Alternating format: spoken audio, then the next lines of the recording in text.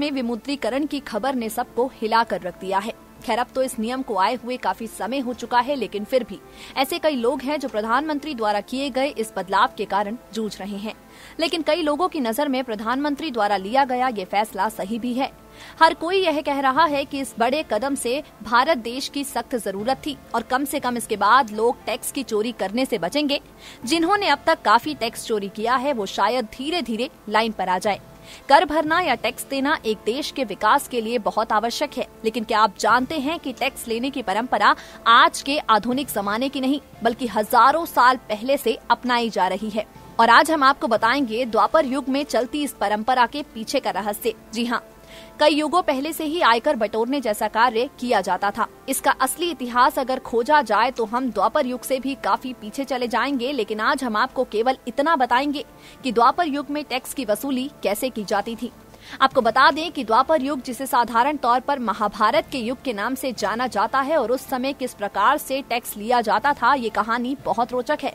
महाभारत के दिग्विजय पर्व के अनुसार जब पांडवों ने अपना राज्य विस्तारित करने का फैसला किया तो आय पाने के लिए उन्होंने आसपास के राज्यों से कर लेने का निर्णय लिया और ये विचार बन गया कि जो राज्य आपसी सहमति से कर दे तो उन्हें अपना मित्र मानते हुए सम्मान दिया जाएगा, लेकिन इनकार करने वाले राज्यों पर आक्रमण कर दिया जाएगा। इस तरह से धीरे धीरे कई राज्यों से कर आने लगा और उत्तर, पूर्व, पश्चिम, दक्षिण से सहदेव ने दक्षिण दिशा को चुना, क्योंकि वो खुद दक्षिण दिशा के सबसे मजबूत राज्य लंका से मित्रता करना चाहते थे। लंका के राजा थे विभीषण, जिन्हें स्वयं विष्णु के 7वें अवतार श्री राम ने रावण से विजय प्राप्त करने के बाद राज्य की गद्दी पर बैठाया था।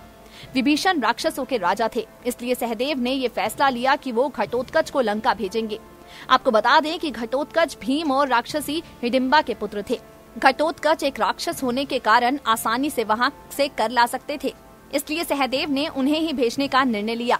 आखिरकार घटोत्कच लंका की तरफ निकल पड़े। लंकापति विभीषण आसानी से किसी को कर नहीं देते थे, लेकिन जब उन्हें ये मालूम हुआ कि घटोत्कच पांडवों की ओर से आए हैं और पांडव विष्णु के 8वें अवतार कृष्ण के मित्र हैं, तो विभीषण ने कर देने से मना नहीं किया।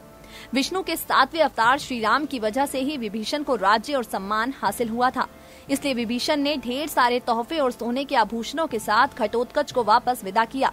तो इस तरह से घटोत्कच ने लंका से महाभारत युग में भी कर वसूला था। नेक्स्ट 9 न्यूज रूम से विनीत राय की रिपोर्ट।